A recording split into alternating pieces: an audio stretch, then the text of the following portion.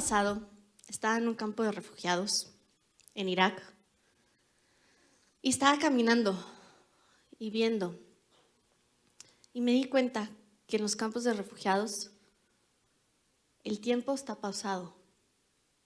La gente está esperando regresar a casa, esperando paz, esperando poder volver a ver a su familia.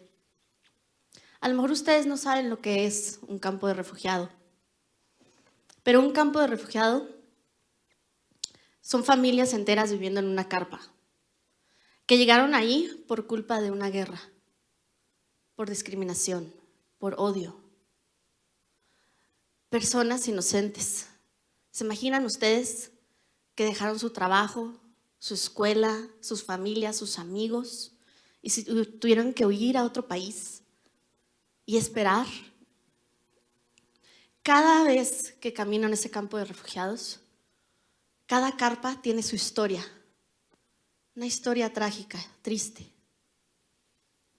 No hay luz, a veces, no hay agua, no hay comida, no hay educación, no hay atención médica, no hay camas, duermen en el piso. Y en las noches cuando caminas, escuchas personas llorando, gritando. Porque en el campo de refugiado no están ya a salvo, ya están bien. Las personas ahí están sufriendo de depresión, de angustia, de lo que vieron, de lo que vivieron.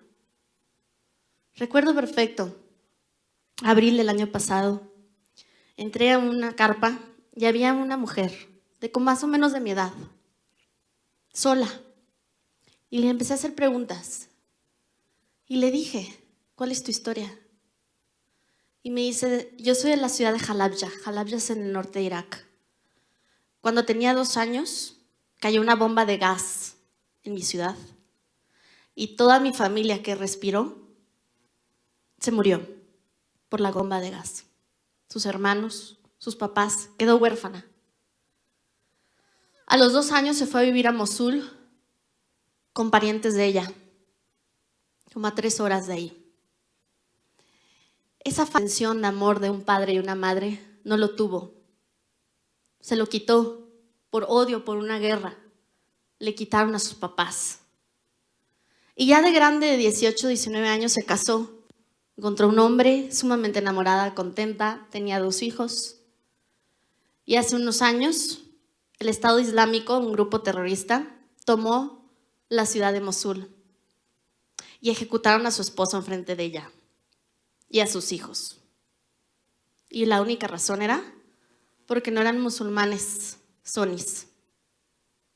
O sea, no eran verdaderos musulmanes. Entonces tomaron la ciudad de ella, quemaron sus escuelas, sus casas, todo. Su nombre es Sara. Sara tiene todas las razones para odiar, todas. Sin embargo,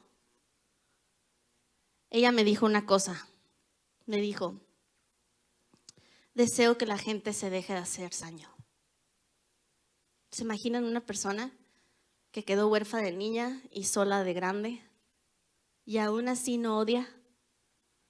¿Tú odias a alguien? ¿Alguien te odia a ti? ¿Por qué tanto odio? Es triste.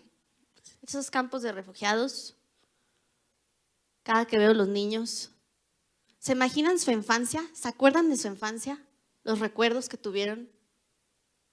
Ahora la infancia de estos niños refugiados. A la hora de convivir con estos niños, ¿cómo gozan por amor?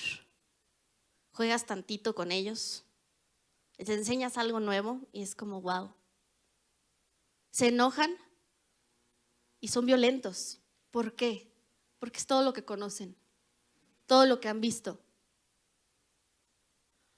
Yo creo que una persona después de vivir esa experiencia nunca vuelve a ser la misma persona. Y tal vez el propósito mío en la vida era pasar el mensaje de Sara, porque ella me lo dijo a mí y yo hoy se los digo a ustedes. Yo vengo a hablarles hoy de los derechos humanos. ¿Qué son los derechos humanos? Son los derechos de los humanos. Son 30 artículos que todos los humanos tenemos, independientemente de qué parte en el mundo estés, independientemente de tus creencias políticas o religiosas, color de piel, diversidad, nacionalidad, país de origen, género, orientación sexual, clases sociales, discapacidad y edad. Ahora hay 30 artículos que forman parte de estos derechos humanos. Por nombrar algunos, todos tenemos y somos iguales. Todos tenemos libertad de expresión. Todos tenemos el derecho de ser felices y tener una vivienda, una familia, un matrimonio. No, ninguno debemos de sufrir, de ser torturados, de ser esclavos. Los de esos derechos humanos es el derecho a la democracia, al seguro social, a la educación. Esos son los derechos humanos. Ahora, Sara, la refugiada, después de que tomaron su ciudad, Mosul, ella fue secuestrada. Por 1 año ella fue esclava sexual y logró escaparse. Y todos los días fue violada por personas que ejecutaron a su familia. Violaron sus derechos humanos. La discriminación y el racismo. ¿Por qué existe? ¿Por qué cada que prendemos las noticias son noticias negativas? Triste, ¿no? Porque las guerras no nada más existen en el Medio Oriente. México se puede identificar con el Medio Oriente, con los países en guerra. Hemos tenido la misma cantidad de fallecidos en los años pasados que Irak y Siria. Nosotros también vivimos una guerra. Vivimos con mucho conflicto.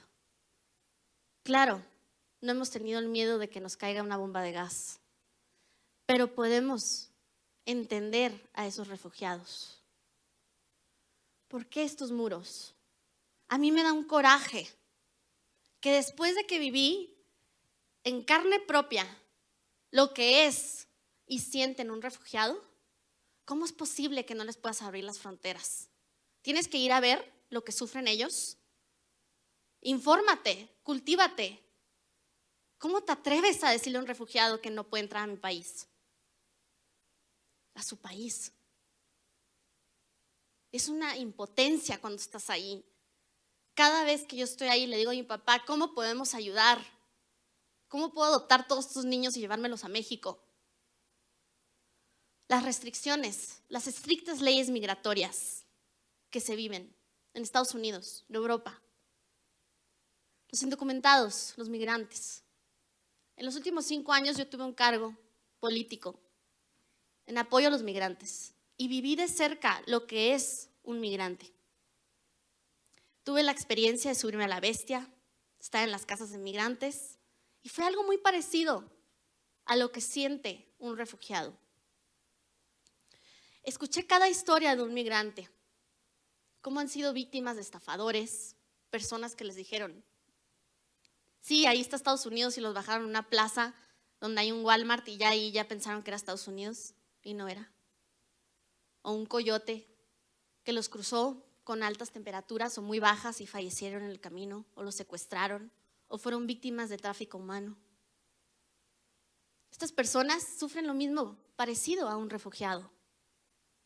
Y una vez que cruzan, están solos y separados de sus familias. Dime, ¿a quién le gusta estar lejos de su familia? Todos nosotros nos gusta estar con nuestras familias, en nuestras casas, con nuestros amigos. Y esos migrantes, estos connacionales nuestros que están en Estados Unidos, yo quiero decirles que estoy orgullosa de ellos, que están poniendo el nombre de México en alto, que están trabajando todos los días por nosotros, por nuestras familias. Y muchos de ellos que logran la documentación o una ciudadanía, tienen que esperar años sin poder salir de Estados Unidos y ver a sus familias. Yo estoy sumamente ofendida por los comentarios del presidente Trump. los comentarios que dijo de los mexicanos. Eso no es México.